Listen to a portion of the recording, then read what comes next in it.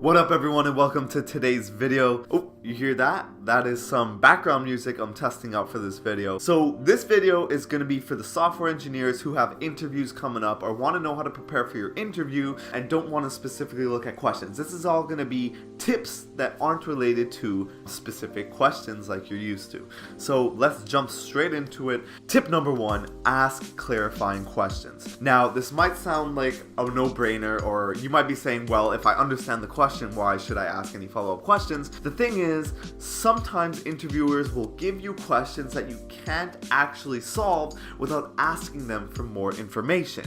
Now, you could see it as sort of a trick question type of thing, but even if they give you enough information to solve the question, and that's not the case, asking clarification questions still shows that you have that initiative to be involved and truly understand what it is you're working on.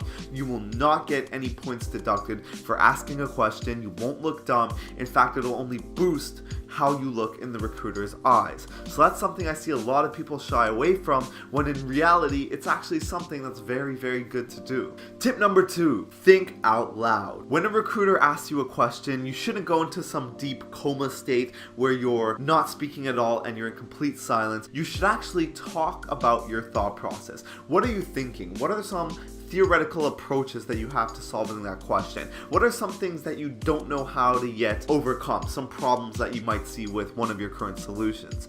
You should always be thinking out loud because the recruiter is there to help you. When they can see how you're thinking, they can sort of give you tips and tricks on how to actually solve the problem easier and lead you in the right direction. If you're silent, they won't know what you're thinking of, they won't know what you're struggling with, and they can't help you. Contrary to popular belief, a recruiter's job is to actually help you get the job. They want to do everything in their power to help you get it without blatantly cheating. So when you talk to them about your thought process, it gives them an in into your mind and they can further help you and lead you to the right solution. Tip number three, don't be afraid to give an unoptimal solution. Most of the questions you're going to get in interviews, not all of them are going to be an optimal solution. In fact, a lot of them are going to have 10 different solutions and only one of them would be the best in terms of time and space complexity. You can't be afraid to give them a bad solution.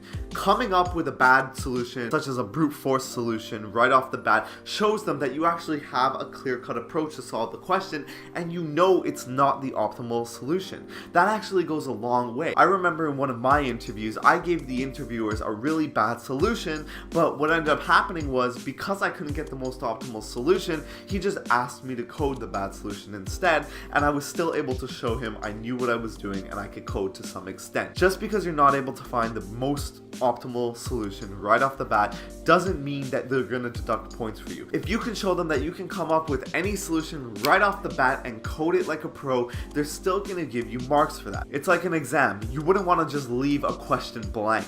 You would probably solve it as best as you could and hope to get part marks, and that's exactly what this is. So there you have it, guys. Hopefully those 3 interview tips gave you a bit more insight into what an interview is actually like and how you can absolutely kill it. If you like this video, make sure you give us a thumbs up, subscribe to the channel, because we're going to be posting daily videos on how you can kill interviews just like this one. So stay tuned for more content, and thanks for watching. Peace.